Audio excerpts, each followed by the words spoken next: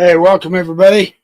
I'm just having quick breakfast. A little, one of these little cutie oranges.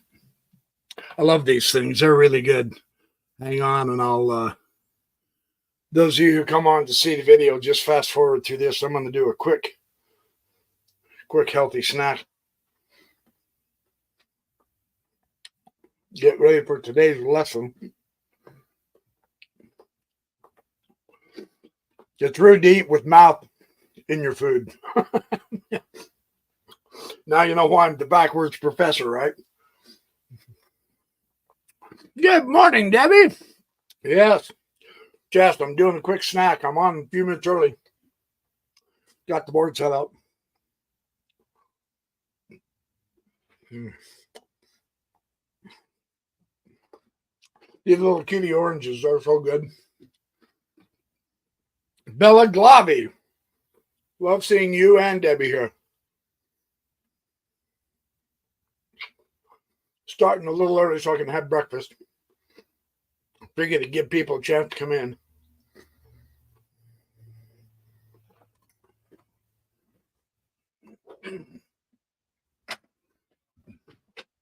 Got to get my vitamin C build up for winter here. Okay. So, hang on just one more quick sec. And we shall begin to quick announcement from me, because this is my, this is my cup of tea. I have been, I've had a terrific life, man. I've had a fabulous voyage. Chess is one of my pleasures. Studying is another one. And the, not in a fundamentalist way, but the study of the Bible for me is just fun. It's just fun. I found an author, Margaret Barker, who wrote a book, The Mother of the Lord, and it completely transformed how I see the Bible, which is really fun stuff. This is the book of the week, book of the year. Her brand new one, Margaret Barker, The Great Lady, Restoring Her Story. I've been reading in it like crazy. I got it on Wednesday and got it, and wow, it's completely changed how I understand the Old Testament, the pseudepigrapha, the apocrypha, the relationship of the texts, the relationship of the peoples, etc. So I know we're here for chess, and we're going to do chess. Tomorrow night I will be talking more about the other stuff. Oh, thank you, Debbie. Yeah, tomorrow's going to be a knockout too, I promise. Amy and Alan Daly, good to see you. Yes, please hit the like button and subscribe if you would, and share this with your friends. Here, hang on, I've got a banner. Woohoo! We can put this, oh, not a banner. Where's my brand? Oh, here we go, here we go. Hold on. There we go. Ta-da! I don't have any of those fancy moving buzzers and bells, so subscribe, hit the notification, like, and all that fun noise. And we'll get going here. Hey, S. Parker, username, good to see you. Yeah, I'm starting an hour early. Gordon Reed, good to see you. Oh, afternoon from North Ireland. Welcome. That's cool. That's what's so cool about these lives and chess. And oh, you know what? I've got to get that off, don't I? All right, I showed it enough. Okay, there we go. Yeah, we don't want that getting in the way of the chessboard. Okay, let's go ahead and get started. I'm a couple minutes early, and that's good. I don't mind being early. Now, I've decided to do this with a two-prong approach because Yusupov, in his chess course, he's so good, and he has so many examples, but he really kind of zips through this fast in this particular lesson. And so I'm not going to leave you stranded, I promise, but so I'm going to share some information from Yusupov, and then I am also going to look into Jeremy Silman's, the third edition of How to Reassess Your Chess. On what we're going to study today is called the opposition. And that's an important diagram. I'll show you that one again. That is classical opposition. The kings are opposite from each other, and neither one of those kings can move forward. And so that's a really important concept, most especially when you have one side with the pawn and the other side without the pawn. This is critical. Whichever color you are, you don't want to mess this up. You'll lose a point, right? So really, both sides, you have to know what to do. And hopefully, from the Philippines, Emil Channel, thank you very, very much. Very good to see you guys. So Yusupov calls this simple pawn endings, meaning all the pieces are gone. All you have is this stuff right here. So, and I'm going to read his ideas to you, and I'll try to point out the themes. The best way for the king to fight against a pawn is by occupying the square in its path. So this king is doing good guarding that pawn. If the pawn goes in, game over. If that black king can prevent that pawn, then hot dog, you got to draw. Yeah, because that's a draw, right? It's interesting, isn't it? Just one pawn. One pawn. And now that's either a win or a loss. Power of a pawn, right? All right, so the stronger side here, the guy with the pawn, must try to position his own king in front of the pawn. And I mean, there's a trillion ways we can do this. And I'll show you several examples today.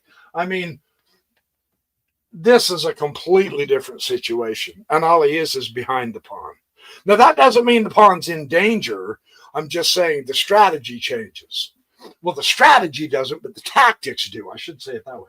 Boy, don't let me misspeak here. That's why I want to stick with the lesson. So, the key squares, just like I showed you in this diagram. That's a great diagram, by the way. Silman's got that down pat.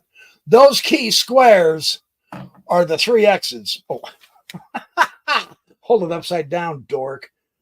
Those 3 squares, those 3 X's, those are the important ones in the opposition. White's going to try to advance that pawn. Black's going to try to stop it. In this position, it is in opposition, meaning neither king can move forward right now.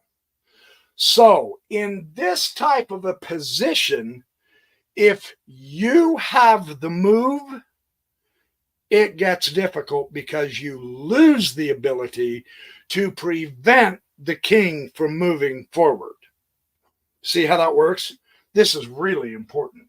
For instance, if you had this and it was white to move, don't push the pawn. Put the king there. That gives you the opposition. That prevents this guy from coming here. So now black has to move. He's only got options across from him or backwards. And the moment he does something like that, now you can take the opposition again in order to help you advance your pawn. Either direction the black king goes. If he went there, same principle, you're just going to move on the other side. Okay, so that's called opposition. Those 3 squares are blocked from both. It's a mutual opposition. So, got through that. So, at this point, and this could happen. For now, we're going to study it with the pawn on the 4th rank. The pawn has made in advance, just to keep this simple, but keep the principle in mind. If the pawn was here, it's still important, right? Technically, it's not a lot of difference. If it's black to move, he still can't come forward because they're in opposition. But to calculate what we're going to do, we want the pawn here. And there's going to be places, there's going to be times when the pawn is here. There's going to be times when the pawn is here. You know, wherever the pawn is, and we're going to see several examples of this, right? So I'm not trying to beat a dead horse, you guys. I'm just trying to help you understand. Just to put it in your minds, we're going to play as if the pawn is here, and now we'll show you the strategy. So,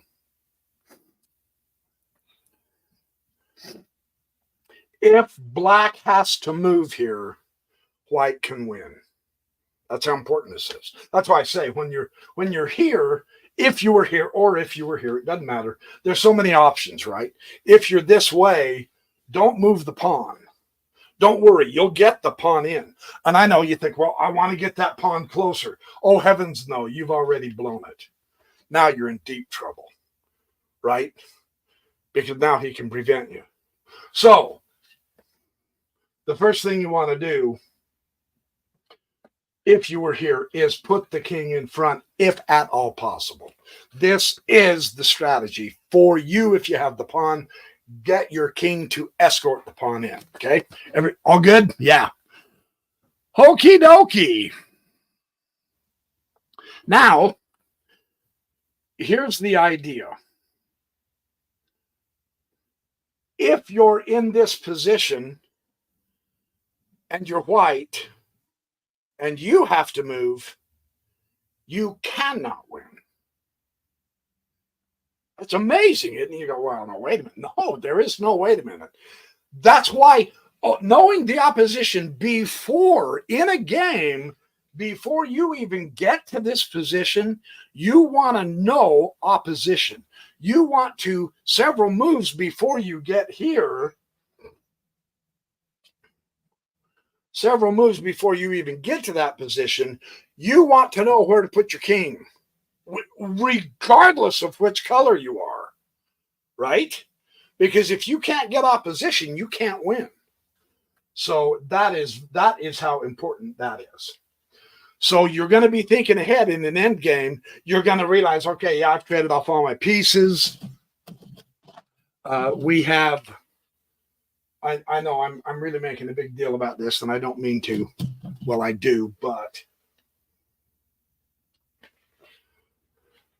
no, let's say this is here.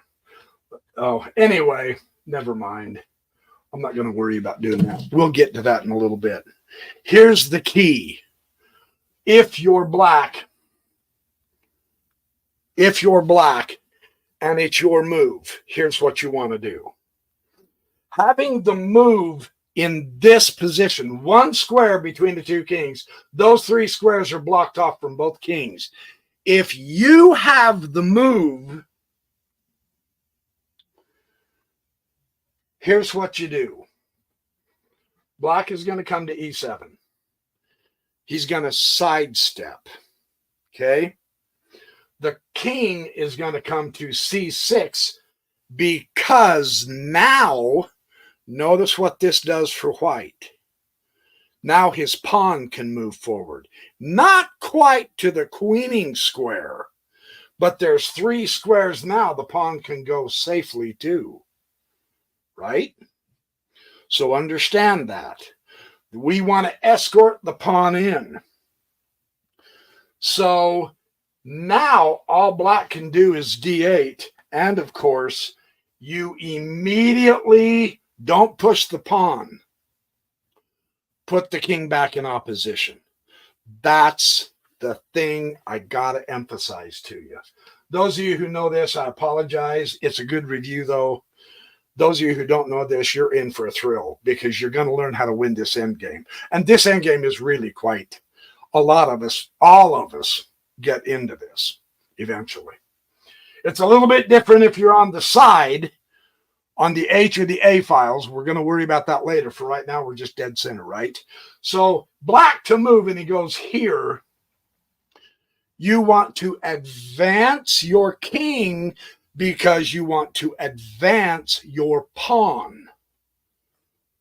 So this does gain the opposition, but it's the wrong direction. You want to go forward and diagonal. Up, one, and over. Because now you've cleared your pawn. Your pawn is safe all the way to here now. Right? Now black's sweating bullets. So just understand why you're moving forward as much as you can.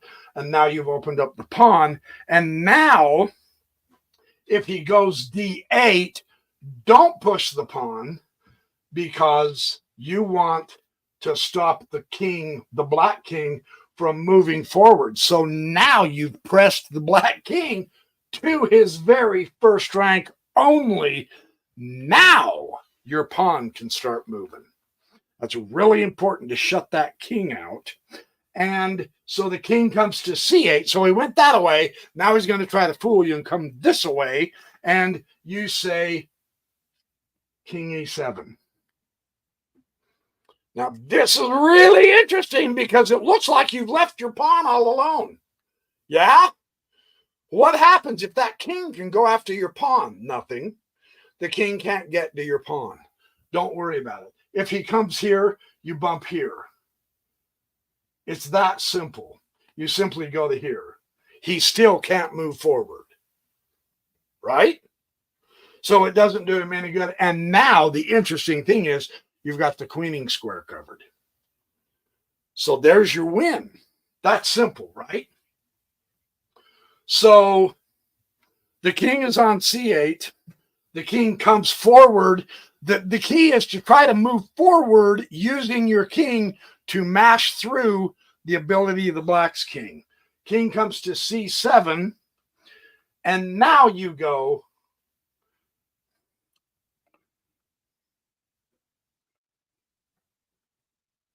king goes to king to c7, and now you go to d. And now, sorry, the pawn was here. Now you go to d5. Right. That's what I was saying. So now that's if black is going to move. Now let's see what happens if it's supposed to be white's move. With white to move, so we've got the opposition. With white to move, you want to go ahead and go straight across. Stay in contact with the pawn. Move straight across. You're opening the file for your pawn to move, right? And now, if you don't have the pawn, your key is to keep the opposition, right? Remember, white doesn't want to keep the opposition. White wants to move up and forward and open up that fire for the king. So black to move, he does something like this. You move forward. If it's white to move, you can't move your pawn. So you're going to open up the way for the pawn to move. And if you're playing black at this point, now you say, not so fast, buddy. You retake the opposition, meaning you block the white king from moving forward. Those three squares can't be occupied now. There's the difference in the strategy. White's going to want to move forward and clear the pawn. Black is going to stop white king from moving forward. That way he can't escort the pawn, because if the king can't move forward, he can't move the pawn. There's your strategy. So king comes back over to d5, and you take the opposition again. You see how that works? So simple, and yet you want to know this. If you don't have the pawn, you maintain that opposition at all costs. Okay. So if he tries king c5, where do you think you're going to go? If you said here, congratulations, you haven't been paying attention. You just threw the game away. But if you said, I'm going to retake the opposition, again, blocking off any forward movement, it doesn't matter how far to the side the king moves. If he says, I'm going to scoot around you, you dumb ninny, I'm going to scoot around you, now the game is over. You got your draw. So you know the king can't do that, right? So you retake the opposition regardless of what side your opponent who has the pawn goes. You follow him if you're playing black. Now, if he moves d5, you move king d7. Now, at this point, you don't have opposition, but relax, because If he now pushes d6, here's the key. He's advancing his pawn, but his king is not in front of his pawn. He got a little anxious because, of course, you're going to stop him. All he's going to be able to do is move sideways. So he really wants to get his pawn going. At this point, you drop straight back. You stay on the queening square, period. Now he can't move the pawn. You simply take it. Correct? So, don't do king to c8.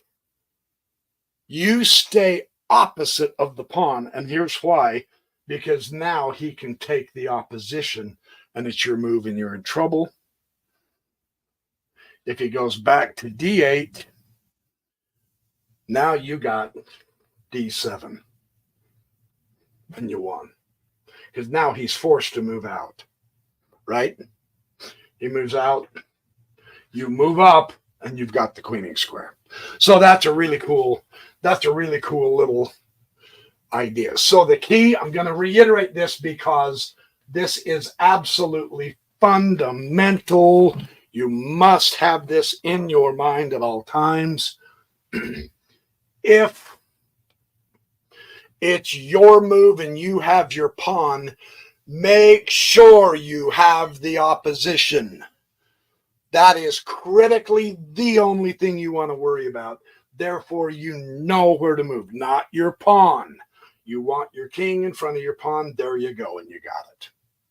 Then he moves. If he moves over to here, you go here. You move forward and to the side opposite of the direction he went. It doesn't matter which direction he goes to move. You go forward and over. And now you can start getting your pawn in there. So that's basic. That is basic opposition 101. Let's look at an entirely different situation with black having the pawn. The white king is fighting for his life, and he's saying, I've got to win this. I've got to win this. Let's say we have this situation. So this is a little bit different. And this is a game of Maroczy and Marshall, Frank Marshall. So if it is black's move, and it is, what do you do in this situation? Any ideas? I'm going to leave it to you to tell me because I'm going to swig some water. This is my version of Everclear. Everclear water. Wet me whistle. Oh, I will, Pooga Pooga. Thank you. Hey, good to see you anyway. Hey, Dominique Belcher and Emil Channel. I've said hi to you already. Okay, Belaglavi says King G4. Fundamentally so. Take the opposition. You want to escort your pawn in. First, put your king in front. Good job, Belaglavi. That is correct. Now, at this point, white can't move his king forward to go after the pawn. He can only go sideways. So let's say he goes to ace2. Now, the king, remember, you want to move forward, but you want to be able to guard your pawn. You want to clear the path for the pawn. You don't want to stay in his way. In other words, this, yes, you maintain opposition, but no, that doesn't help you.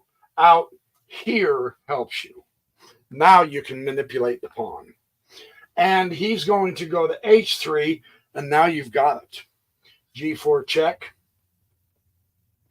King h2. King f2. That is so important. Now, this is really cool. Yes, you can put the king in check, but you still don't have the queening square covered, right? The G1, that's your queening square. You want to control that. If you press the pawn, you blow it.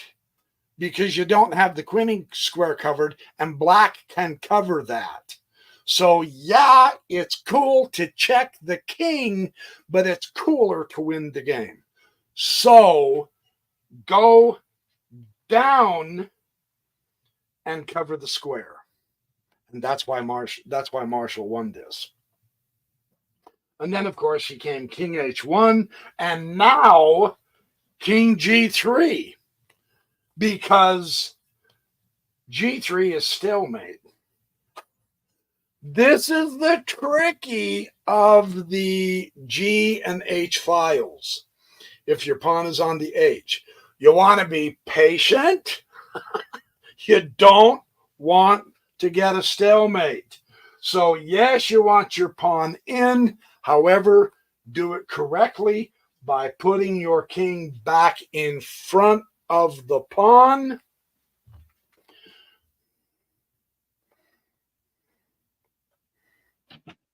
Now he says this: it doesn't matter at this point whose move it is. With the pawn advanced past his own fourth rank, like we saw in that last example, with the pawn this close and the king in front, this is a one game. It doesn't matter who's to win. The one exception is positions with a rook pawn, and we'll get to that. So king comes to g1. Now, normally it's bad to have the move here because it's in opposition. Yes. However, on the almost outside files, the G and the B, we've got a different position here. And this is what I wanted to make sure that I got correct. When he goes to G1, king comes to H3. And that's when he resigns.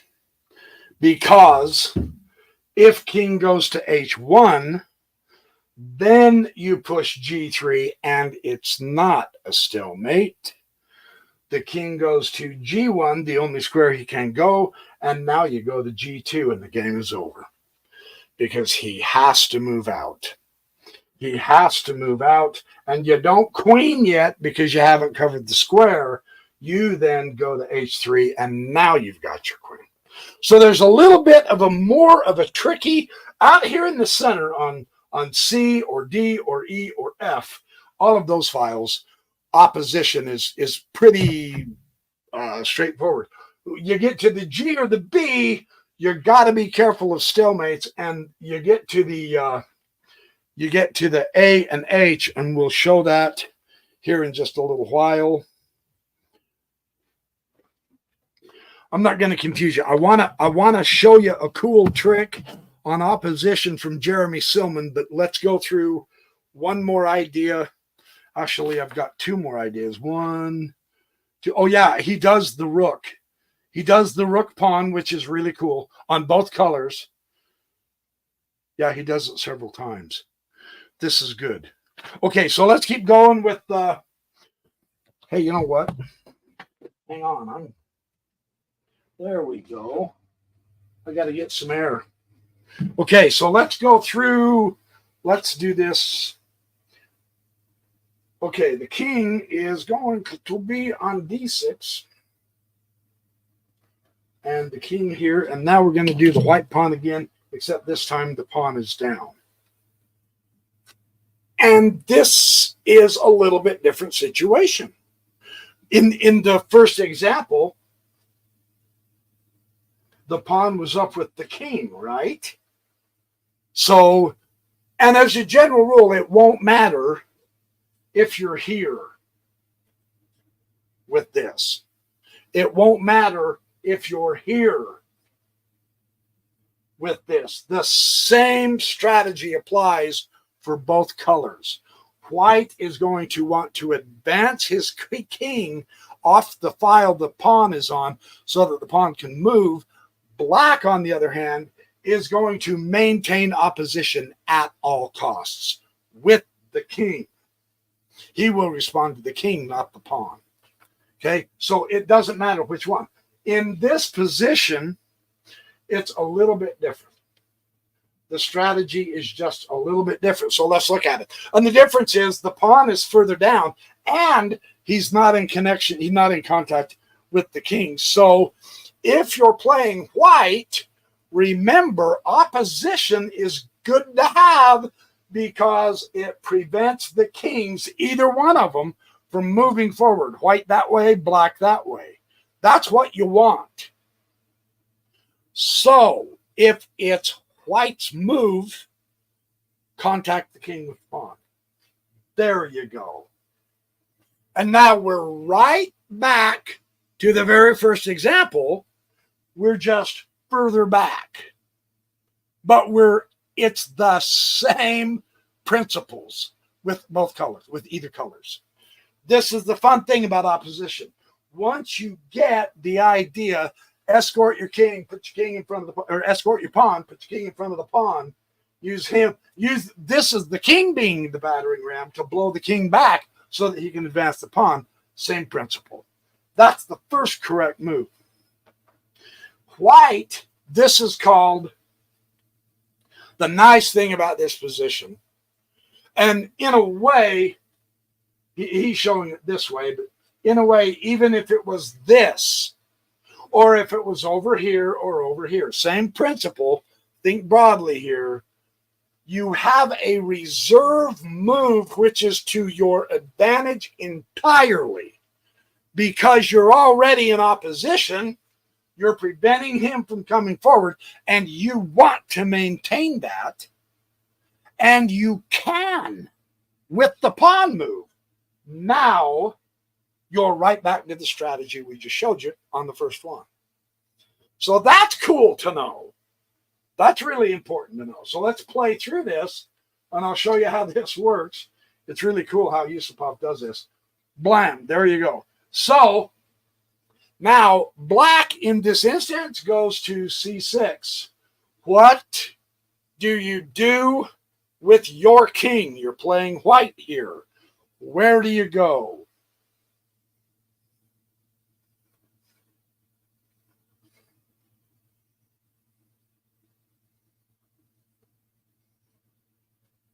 Wait, sorry.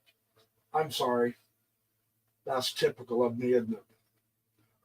My eyes blared. Yes, Bella Glavi, I appreciate that, but I did it wrong. Hold on.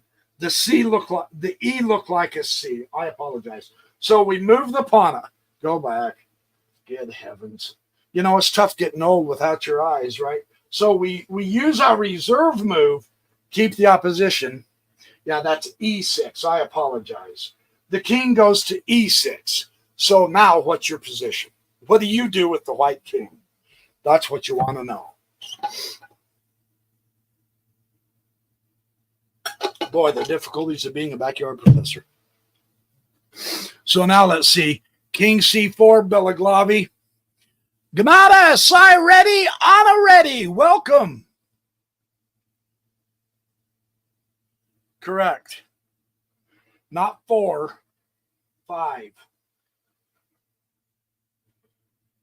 You're thinking correctly. You have to get the king away off because you want to advance the pawn, so you don't want to leave the king here. But rather than 4, you want to come up to c5. Advance your king as far as you can first without endangering your pawn, because the black king's not going to take the pawn the next move.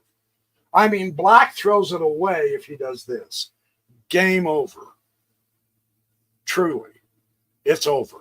So if he had done that, then this wouldn't be game over. I don't think. Anyway, the point is you want to go up and over to c5. And this is called flanking. You're going around the king. You're flanking. Now this king can't keep coming this way to chase the pawn. Can't do that. If you're playing black, no, you've got to stay over here to give the white king opposition. So now you are forced to go back to d7. You have to, or you throw the game away. And so here, observe, you take the opposition again, and you're one step further, right? Because you move the reserve move, your pawn has advanced, And now your king has advanced. And this is how you advance it all the way up. It is so cool. And this, again, is called flanking. It's so cool how this works. So he wants to stay here. He says, okay, I'm not going to go sideways right now. I'm going to stay on the D file. Right?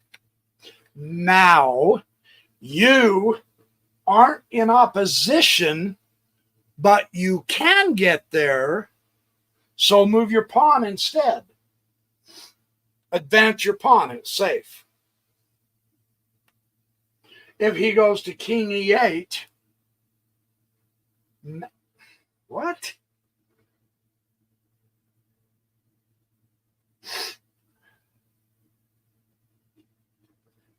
You can't go d5. Oh, that's a different diagram.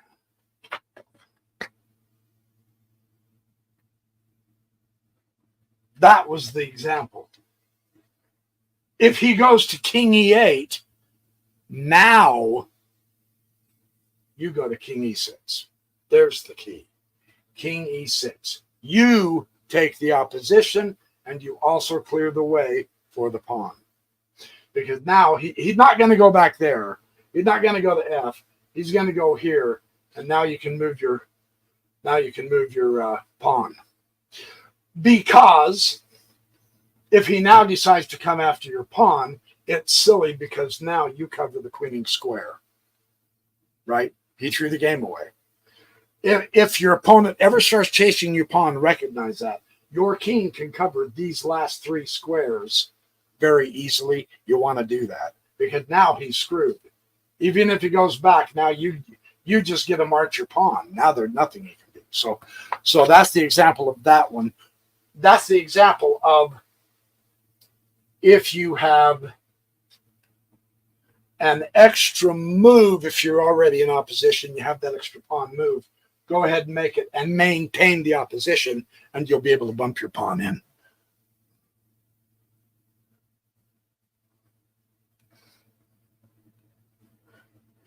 Okay, yeah, thank you. Okay, Juzanim says king e4 or king c4 doesn't spoil the win, but you can't make progress that way.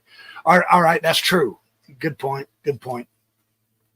So now, and I turned the page thinking he was going on, and he wasn't. Let's look at the rook file. This is actually, here's what you want to know in advance. If you have a chance earlier in the game and you have a chance to trade off a rook pawn, if you know you're going into the end game, and rather than exchange pawns or whatever and be stuck with the rook pawn, if you can at all help it, don't be. Trade off the rook pawn and keep the knight pawn instead. But that can't always be done, so here we are. What do we do in this position? Because these two squares,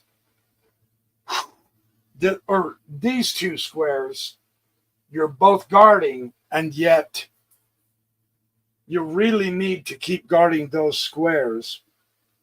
And what he says here is the key squares for the H pawn are those two squares. Okay, this is for the black pawn. White achieves a draw if you can get your king in front of the pawn. You can draw. If black's king, as it is here, is in front of the pawn, white can still draw by blocking in the opponent's king with his own king from either F1 or F2, like it is. If he goes to here, either way, if he can get to that position, either way, he's okay. So, to win, black must seize control of these two squares. He has to control them. No matter whose move, the position in the diagram is drawn, he says.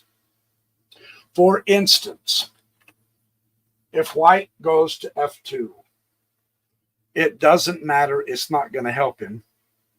Or with black to play, if black goes to g3.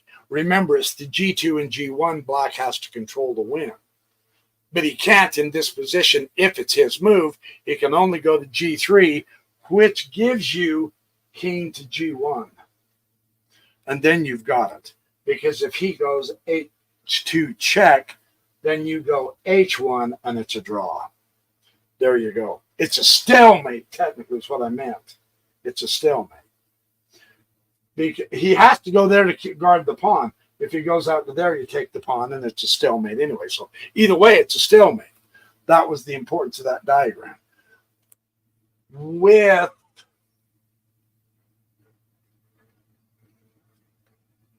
this position of the kings, the white king has already got to his own first rank, and he is controlling those two squares.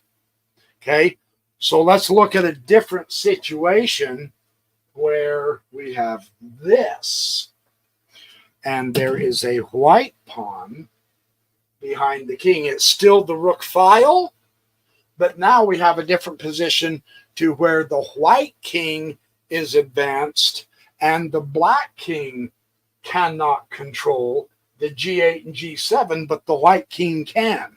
This is going to be a little bit different. A useful drawing position, he says, is if you go to king g8.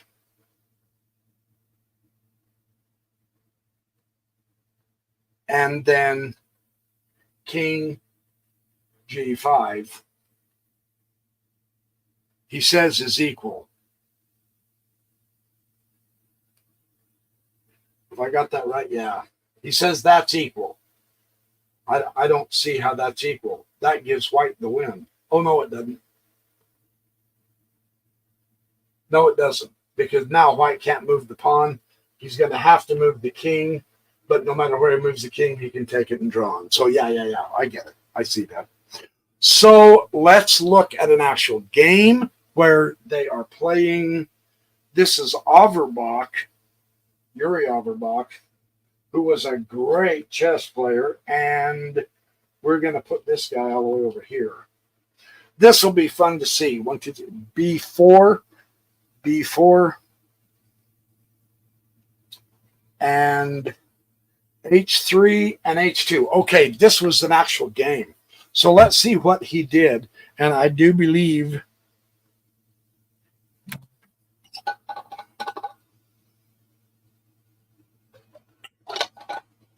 I'm going to show you this one more example. Then I want to show you the trick of the distant opposition with Jeremy Silman.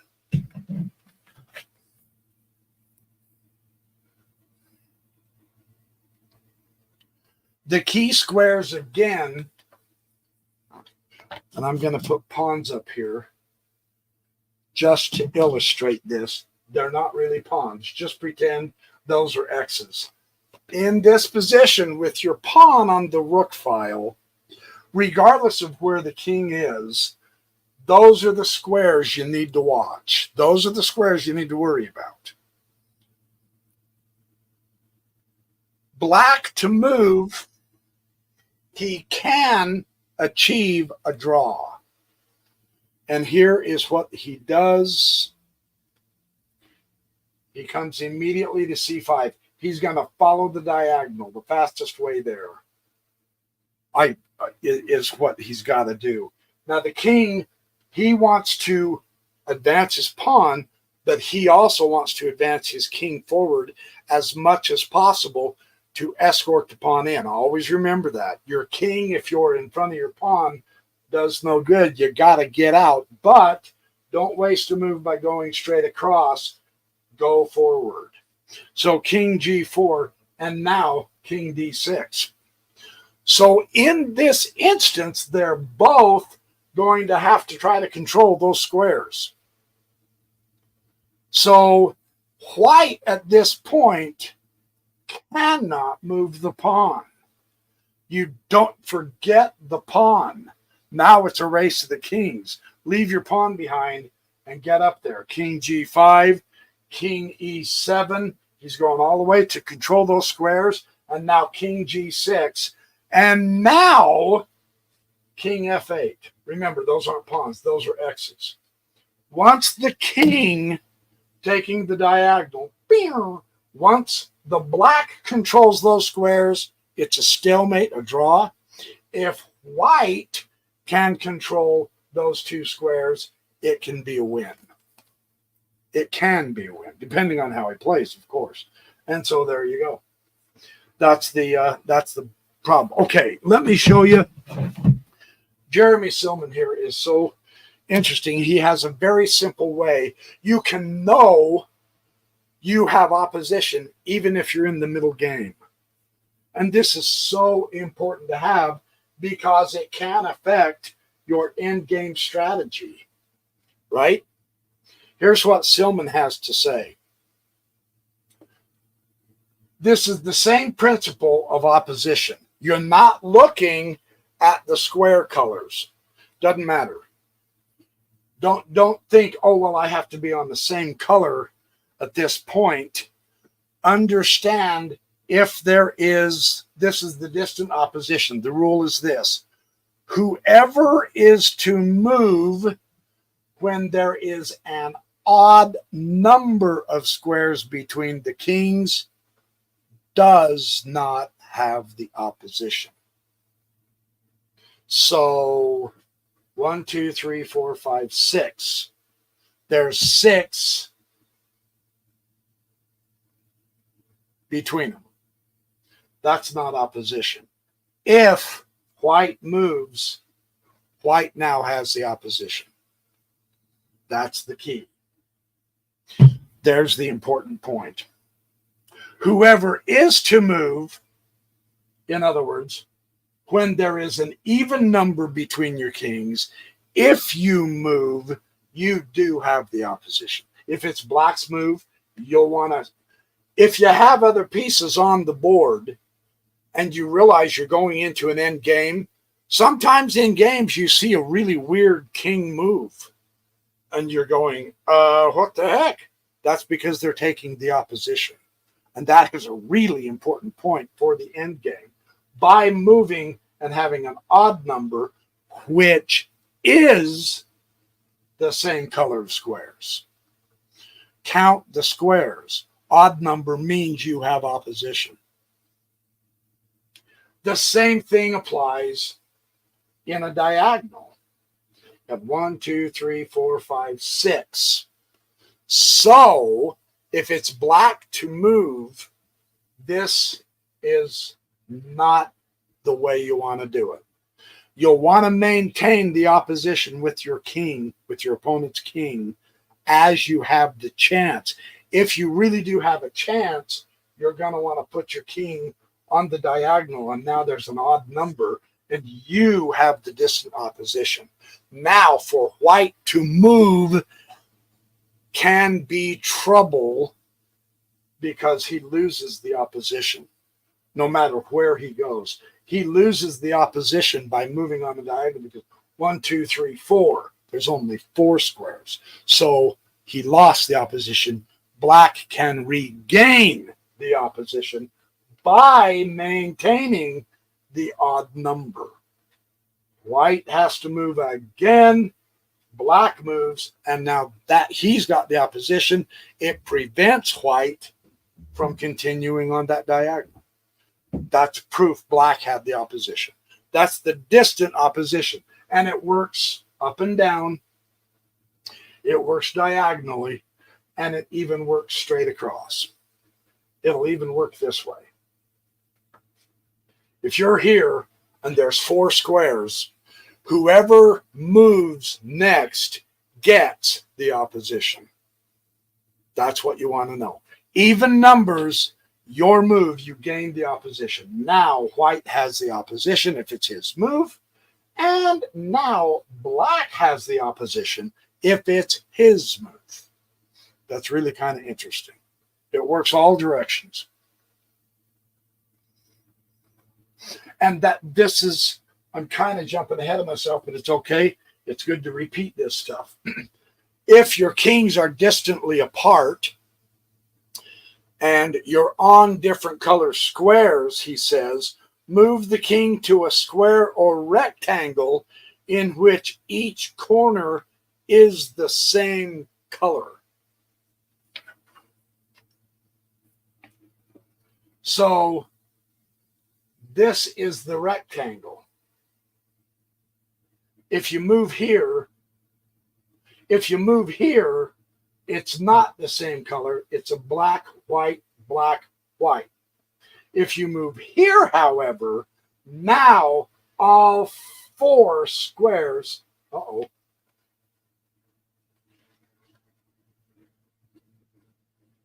yeah, all four squares are the same color.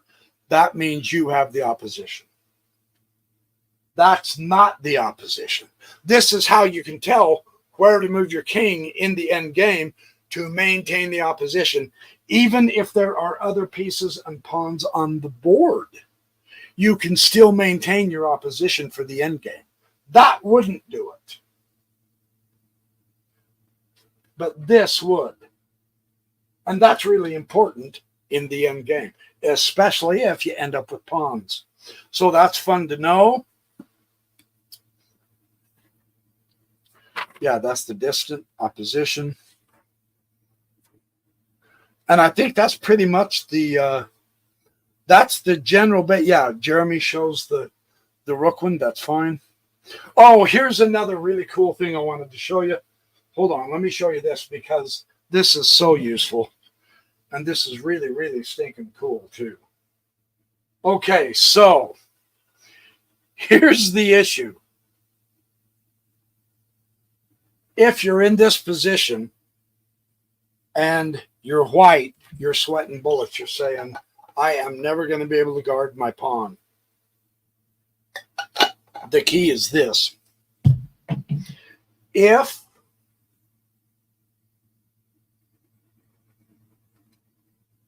I'm gonna use these to show you. If you're black, you have to get that pawn. If you're white, you have to get that pawn in. So the key that you want to do is draw the diagonal toward your opponent's king. Imagine a triangle here.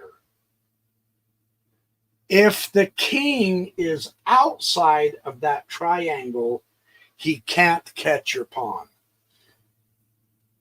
Even if it's black's move, it doesn't matter. You'll queen. If it's your move, great, you'll queen. If it's black's move, it doesn't matter, you'll queen. He moves, you move, he moves, you move, he moves, you move. No, I'm saying something wrong. Hold on.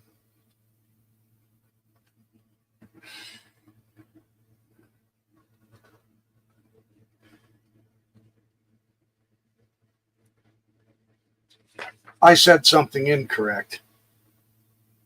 Create a triangle extension and a side extension. If the king is not within this, he will promote in this diagram, though. Yeah, he says that. Black to move draws by going to king 8. Yeah, he can draw. So I was right. I just misunderstood what someone was saying. Because now he's on the border. If he's on the border, he'll catch it. If it's white to move, if it's black to move, he can catch it. That's what I was supposed to say. If it's white to move, you get your queen. And let's test that. So we saw if black moves, he gets it. And now he can't get him if it was white's move. Yeah, there you go. There you go. So that works no matter what. If you're here and the king is here, let's test that. If it's white to move, can you queen on that? You move the He moved the triangle. If it's white to move, he'll queen. No, he won't. He will not. I'm not quite sure how far that goes then. No, he shows the diagram. Black to move. If black to move, he'll draw. Okay, so I wanted to show you that extended opposition because what do we do if we have, let me show you one more that is really also very easy to get into.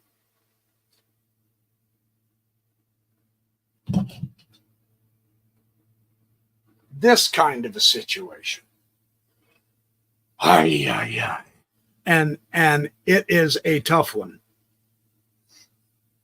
Or is it? That's the question, right? So you should be able to evaluate positions quickly. If it's white to move, you want to go to A6. And here's why. Because the king has to go to D7. You notice that? He can't move forward and he can't move over. So he has to go straight behind his pawn. And now, there. That's what I was showing you a moment ago. Opposition goes this way, up and down, and even diagonally. By bringing the king here, white takes the opposition. He prevents black from moving in any of those three squares. He also covers the square. He covers the ability to control the queening square. By taking the opposition, he's going to chase him away. And this is what's so critical. So king goes to E7, and now queen goes to C7. And there, now he's got the queening square covered. This is so fascinating because king has to go to E8. Remember, you don't want to come out into the field. Regardless, you have to guard your rank, right? So this is a complete giveaway. So you're forced to stay behind to try to cover. Because if your opponent makes a bad move, you can draw. As long as your king is still back here trying to guard the queening square. At this point, the king is guarding the queening square. The black king is. However, now you take the pawn and look at what you've got. Ta-da! The king in front of your pawn. That's the position you want. And now, bingo. He takes the opposition. And notice here that you don't have an extra move. So as white at this point, you're going to lose the opposition. You can't go forward and over because he took the opposition. So you have to go either across or across. Let's see which way he played this. Okay, he took it to king E6. At this point, as black, you don't want to chase the pawn. You want to keep the opposition. You remember that? Keep that opposition. And now if he pushes D6, now you go to D8. You're covering the queening square. And there it is. D7, stalemate. So this is really kind of interesting to have the, and there are hundreds of situations. I've got an hour. I'm going to call it good at this point. Pawn on the 6th rank with pawn behind it, white wins. Pawn on the 6th rank with the pawn behind it, white wins. Yeah, I'll explore that next time. There are so many different positions and different number of pawns in this. What I wanted to do at this point is just basically, here's this square rule again. I'll show you how Yusupov illustrated that. That's very useful. If it is white to move and the black king is not within that square, the rule is draw the square or the triangle. You can see that triangle on the diagonal on the dark squares. If the king is not within that square, you'll queen. If the king is in that, you won't queen. So if it's black to move, it's going to be a draw. If it's white to move, don't waste your time with the king, push the pawn. And you can see why that's important to understand, because which piece do you move, right? Well, and your instinct is, well, my king is too far from my pawn. I've got to move my king over to protect my pawn. The moment you move that king, you lose the game. Especially if black moves up there to f4 and gets within that square, it's game over. It's technically a draw. So you do want to know which to move, the king or the pawn, right? So that's kind of fun to know. That's good to know. That's good information. So I'll tell you what I'll do next week. He has, Yusupov has many, many different situations that he sets up as the exercises. And then notice this one. He has some where there are 2 pawns of each color, and they're in different positions. And he has several different situations where we have 2 pawns and 1 pawn, both pawns on the rook file, a black and a white pawn, etc. So I'll tell you what, next week we will, because sometimes this opposition theme doesn't begin once you whittle it down to 1 pawn or even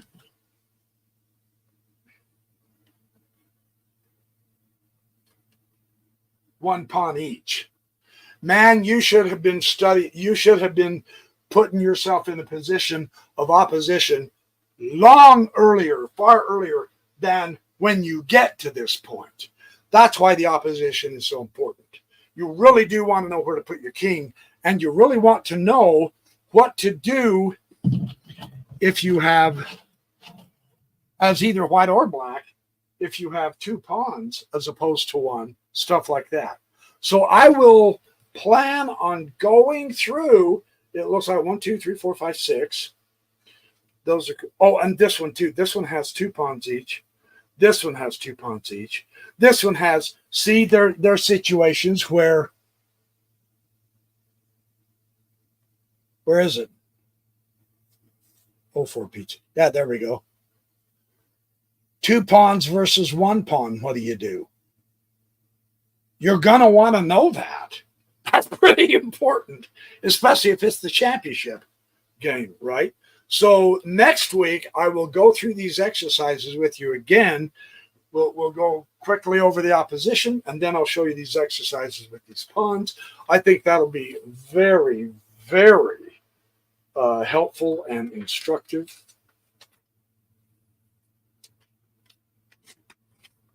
So Yusupov strikes again. Thank you, Yusupov, for all of your sharing information on chess.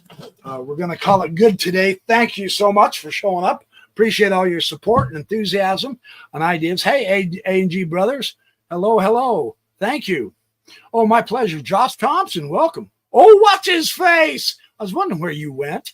I love your handle, man. Oh, it's always my pleasure, too. I love you guys. This is so much fun. Uh-oh, username caught me in an error. Thank you, user.